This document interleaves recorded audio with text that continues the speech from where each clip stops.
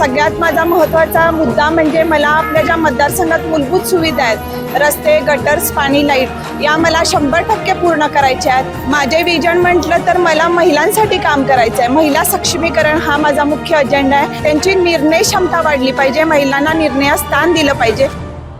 दर्शको नमस्कार, के न्यूजमध्ये आपल्या सर्वांचं सहर्ष स्वागत.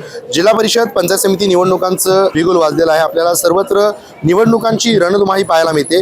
याच पार्श्वभूमीवर आम्ही जिल्ह्यातील विविध दिग्गज नेत्यांना भेटतोय, उमेदवारांना भेटतोय, त्यांचे असणारे विजन जाणून घेतोय. आणि याच पार्श्वभूमीवर आज आपल्यासोबत आहेत शिंगणापूर जिल्हा परिषद मतदारसंघातील शिवसेनेच्या अधिकृत उमेदवार प्रियंका राजेंद्र दिवसे मॅडम.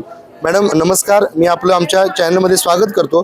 आपलं प्रचारादरम्यान मतदारसंघात सर्वत्र फिरणं होतंय, नेमका आपल्याला कसा प्रतिसाद मिळतोय, काय सांगाल? नमस्कार, मी सौ प्रियंका राजेंद्र दिवसे.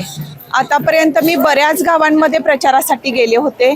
अगदी सगळ्या गावांमध्ये आमचा प्रतिसाद उत्स्फूर्त आहे. त्याचप्रमाणे अगदी घराघरातील लोक, वयस्कर लोक असतील, आम्हाला अगदी मोकळ्या मनानं सांगतात की आम्ही तुमच्याबरोबरच आहे, आम्ही शिवसेनेबरोबरच आहे. त्यामुळे मला नक्कीच वाटते की आमची ही विजयाची चाहूलच आहे आणि माझा विजय नक्कीच आहे. सगळ्यांच्या आशीर्वादानं हा माझा विजय निश्चित आहे असं मला वाटते. मतदारांपर्यंत जाताना कोणकोणते मुद्दे घेऊन त्यांच्यापर्यंत जात आहे? मला सगळ्यात माझा महत्त्वाचा मुद्दा म्हणजे मला आपल्या ज्या मतदारसंघात मूलभूत सुविधा आहेत, रस्ते, गटर्स, पाणी, लाईट, या मला 100% पूर्ण करायच्या आहेत. त्याचबरोबर मी एक स्वतः महिला आहे, मी ही एक संसार सांभाळत आज यामध्ये उतरलेली आहे.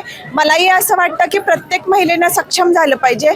त्याचबरोबर त्या महिलांना रोजगार निर्मिती करून त्यांचा जास्तीत जास्त विकास कसा करता येईल यासाठी मी प्रयत्नशील राहणार आहे. आणि माझ्या मतदारसंघातील प्रत्येक महिला रोजगाराच्या बाबतीत असेल, निर्णयाच्या बाबतीत असेल, कशी सक्षम होईल यासाठी मी प्रयत्न करणार आहे. काय विजन आहेत आणि कोणत्या मुद्द्यांवर निवडणूक लढवत आहे?